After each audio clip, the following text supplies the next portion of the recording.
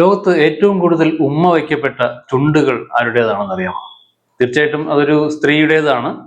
അതിന്റെ പിന്നിൽ ഒരു കഥയുണ്ട്. നമുക്ക് എല്ലാവർക്കും പരിചയമായിട്ടുള്ള ഒരാൾ തന്നെയാണ്, എന്നാലും അതിന്റെ പിന്നിൽ ഒരു കഥയുണ്ട്. ആ കഥ തുടങ്ങുന്നത് 1880കളിൽ പാരീസിലാണ്. പാരീസിലെ സെയിൻ നദിയിലൂടെ ഒരു ദിവസം ഒരു അജ്ഞാതയായ ഒരു പെൺകുട്ടിയുടെ ശവശരീരം ഒഴുകി വരുന്നു. അത് ആൾക്കാരെല്ലാം കൂടി അതെടുത്ത് കരയ്ക്കടുപ്പിക്കുന്നു. ആ ശരീരം പിന്നീട് പോസ്റ്റ്മോർട്ടത്തിന് പോകുന്നു. അങ്ങനെ പോസ്റ്റ്മോർട്ടം ചെയ്യാൻ പോയ അവിടുത്തെ പത്തോളജിസ്റ്റിന് ആ മുഖം കണ്ടപ്പോൾ വല്ലാത്തൊരു ആകർഷണം തോന്നി, വല്ലാത്തൊരു നിഗൂഢതയും ശാന്തതയും. മരിക്കുമ്പോൾ പോലും ചുണ്ടിൽ ഒരു പുഞ്ചിരിയോടെ മരിക്കുന്ന ആ പെൺകുട്ടിയുടെ മുഖം അയാൾ ആകർഷിക്കുകയും അയാൾ അതിന്റെ ഒരു മോൾഡ് ഉണ്ടാക്കി സൂക്ഷിക്കുകയും ചെയ്തു. ആ മോൾഡ് പിന്നീട് യൂറോപ്പിൽ പല കലാകാരന്മാരെയും ചിത്രകാരന്മാരെയും കവികളെയും ഒക്കെ ആകർഷിക്കുകയും പല കലാസൃഷ്ടികൾക്കും അത് വഴിയൊരുക്കുകയും ചെയ്തു. അതിനുശേഷം കാലം ഒരുപാട് കടന്നുപോയി. 1950 ആയപ്പോഴേക്കും നോർവേയിലെ ഒരു ഡോക്ടർ, അദ്ദേഹം ഈ കാർഡിയാക് അറസ്റ്റ് വന്ന രോഗികളെ ചികിത്സിക്കുന്നതിന് വേണ്ടി, പെട്ടെന്ന് ആക്ട് ചെയ്യുന്ന കാർഡിയോ പൾമണറി റീസസിറ്റേഷൻ പഠിപ്പിക്കുന്നതിന് വേണ്ടിയിട്ട് എന്തെങ്കിലും ഒരു പുതിയ ഉപായം, ആൾക്കാരെ എങ്ങനെ അത് ട്രെയിൻ ചെയ്യിക്കണം എന്നുള്ളതിന് ഉപായം കണ്ടെത്താനുള്ള ശ്രമത്തിലായിരുന്നു.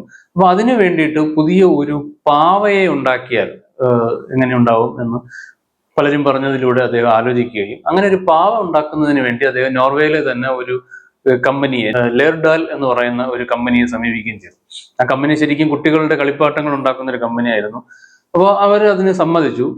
ഒപ്പം ഇതൊരു സാധാരണ പാവയായാൽ പോരാ, ഐക്കോണിക് ആയിട്ടുള്ള ഒരു ഫേസ് അതിന് വേണം എന്ന് അവർ തന്നെ നിർദ്ദേശിക്കുകയും അങ്ങനെ അവർ തന്നെ ഒരു രൂപം, ഫേസിന് ഒരു രൂപം നിർദ്ദേശിക്കുകയും ചെയ്തു. അതായിരുന്നു ഈ പറഞ്ഞ 1880കളിൽ പാരീസിൽ മരിച്ച സെയിനിലെ അജ്ഞാത സുന്ദരി എന്നറിയപ്പെടുന്ന ആ രൂപം.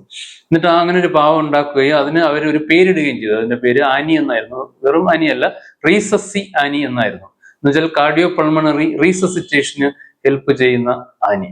അപ്പോൾ നമ്മൾ ഈ CPR ട്രെയിനിങ്ങിന് പോയിട്ടുള്ള ആൾക്കാർക്കൊക്കെ അറിയാമായിരിക്കും, അല്ലെങ്കിൽ ബേസിക് ലൈഫ് സപ്പോർട്ട് ട്രെയിനിങ്ങിന് പോയിട്ടുള്ള ആൾക്കാർക്കെല്ലാം കണ്ടിട്ടുണ്ടായിരിക്കും. ഈ നമ്മൾ നെഞ്ചിൽ അമർത്തി അല്ലെങ്കിൽ ചുണ്ടിൽ വായിൽ ഊതി ശ്വാസം കൊടുത്ത് പഠിക്കുന്ന ആ പാവ, അതാണ് റീസസി ആനി എന്ന് പറയുന്നത്. ലോകത്ത് ഏറ്റവും കൂടുതൽ ഉമ്മ വയ്ക്കപ്പെട്ട ചുണ്ടുകൾ ഈ റീസസി ആനിയുടേതാണ്.